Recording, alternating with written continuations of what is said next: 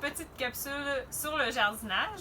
Mon nom est Joa Bellupien, je suis accompagnatrice jardin de la Haute-Gaspésie. La dernière fois, je vous ai parlé du matériel nécessaire à la réalisation de vos semis à la maison. Maintenant, je vais vous parler de comment on choisit nos graines et quand les planter. Donc, pour le choix des graines, moi, je priorise toujours de prendre des graines biologiques. Et si vous voulez vraiment recueillir les semences rendues à l'automne, c'est l'idéal de prendre des graines qui ne sont pas hybrides.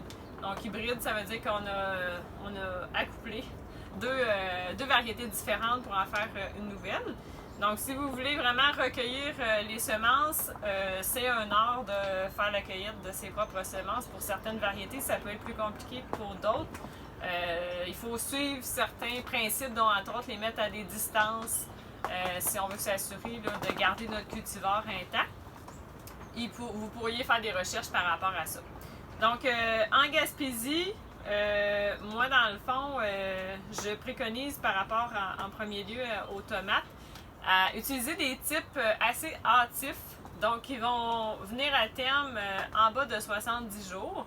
Et dans les tomates, il y a des types déterminés ou indéterminés. Le type déterminé va avoir une croissance qui va être moins longue. Habituellement, vous allez pouvoir récolter tout en même temps vos tomates. Donc, si vous voulez faire de la sauce, le type déterminé est super bon. Le type indéterminé, lui, va croître durant toute la saison. Puis, en Gaspésie, habituellement, ça peut être un peu moins favorable de prendre des types indéterminés. Vous allez devoir vous-même couper, dans le fond, les gourmands. Ça va être un petit peu plus d'entretien. Puis, aussi, ça ne permettra pas nécessairement de porter des tomates qui vont mûrir à terme. Donc, les types hâtifs déterminés sont ceux à préconiser en Gaspésie. Les petites tomates cerises, c'est celles qui sont les plus faciles à venir à terme si vous n'avez pas de serre. Et pour les poivrons, par exemple, qui est un autre type un petit peu plus difficile à avoir en Gaspésie, je conseille de prendre des poivrons petits et aussi qui vont venir à terme le plus rapidement possible. Donc, pour ce qui est, dans le fond, des types qu'on va choisir, il faut toujours prendre en compte le climat dans lequel on habite. En Gaspésie, on a un climat qui est plus au nord, donc plus froid. Quand on arrive pour acheter nos semences, comme par exemple ici le jardin de l'Écoumène, souvent les indications qui sont là, puis les indications de dire quand on plante les semences, ils sont habituellement en lien avec des régions plus chaudes que ce que nous on a en Haute-Gaspésie. Donc, ce qui m'amène à vous expliquer que habituellement les gens, par exemple à Montréal, Québec, vont planter leurs semis avant nous parce qu'on ne veut pas que les petites plantules, les petits plants restent trop longtemps dans leur pot. Parce que quand va venir le temps de les mettre en terre, juste en juin dans notre cas, s'ils ont été trop longtemps dans le pot, ben ça va nuire à la plante. Donc c'est pas de gagner du temps nécessairement de partir sur semis trop à l'avance. Donc c'est ça, je vais vous expliquer quand on part quoi dans le fond en Haute-Gaspésie selon un peu mon calendrier personnel. Donc en premier lieu, avant de vous parler de ça, je voulais vous expliquer un petit peu aussi pour la conservation des semences. Idéalement, il faut toujours s'assurer que les semences sont conservées dans un endroit qui est sec. Vous pouvez les mettre dans un pot maçon pour vous assurer dans leur sachet dans un pot maçon. Vous pouvez aussi les mettre au congélateur. Yves Gagnon, un maître jardinier, dit qu'au congélateur, les graines pourraient se garder, voire même jusqu'à 20 ans. Donc, le congélateur est une bonne alternative, mais faut s'assurer que ce ne soit pas humide la graine quand on la met au congélateur et pas sortir, remettre régulièrement du congélateur. Donc, pour la plantation de semences, dans le fond, quoi partir quand en Haute-Gaspésie? En premier, souvent on va partir des poivrons, les piments forts, autour de la mi-mars jusqu'à la mi-avril. Ensuite, les tomates, mi ou fin mars jusqu'à mi-fin avril. Les cerises de terre, mi-fin avril. Les salades, les épinards, vers la fin avril. Puis les salades, les épinards, dites-vous que vous pouvez aussi en replanter en semi-direct, directement à la terre au jardin. Et si vous voulez faire salade d'épinards, assurez-vous de ne pas faire tout en même temps.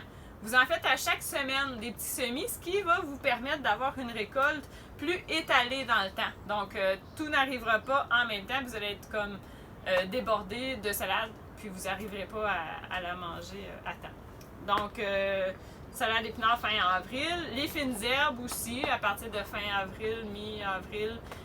Puis ça aussi, là, selon les fines herbes que vous voulez, vous pouvez vous permettre d'en partir à différentes étapes pour avoir des récoltes régulières.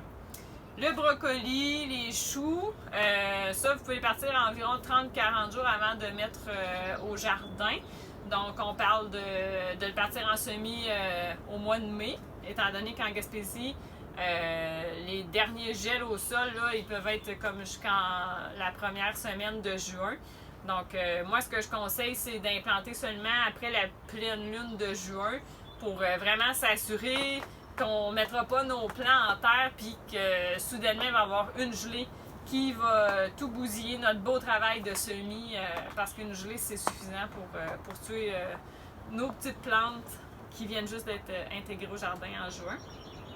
Donc, ensuite de ça aussi, en mai, on peut partir les cocombes, les courges, les courgettes, des melons. Des fois, il y a des melons aussi qui sont très hâtifs, qu'on peut se permettre d'essayer en Gaspésie, surtout si on a une serre. La chose à se rappeler quand on plante des courges, melons, courgettes, cocombes, c'est qu'ils n'aiment pas être transplantés de peau. Donc, pour cela, eux autres, là, les racines sont très très fragiles, donc ils supportent très mal d'être changés de peau. Donc, idéalement, on commence direct dans un pot à peu près de 4 pouces, puis on pourrait se permettre de les transplanter une fois avant de les mettre direct en terre, mais si on fait ça, il faut vraiment s'assurer qu'on y va très doucement, puis on protège beaucoup notre plant. Donc, je remplirai mon pot, puis le pot rempli, je planterai mes graines de la même façon que je vous ai expliqué par rapport à planter les graines. Donc, on y va, on la met en profondeur. On peut se permettre d'en mettre 2 par pot et on recouvre du double ou triple de la hauteur de la graine, puis on arrose par la suite. Donc, c'est ça pour dans le fond, les plantes à intégrer au jardin en Haute-Gaspésie à partir de semences. Donc, je vous souhaite un bon temps de jardinage et un bon choix de variétés à implanter au jardin. Merci, bonne journée!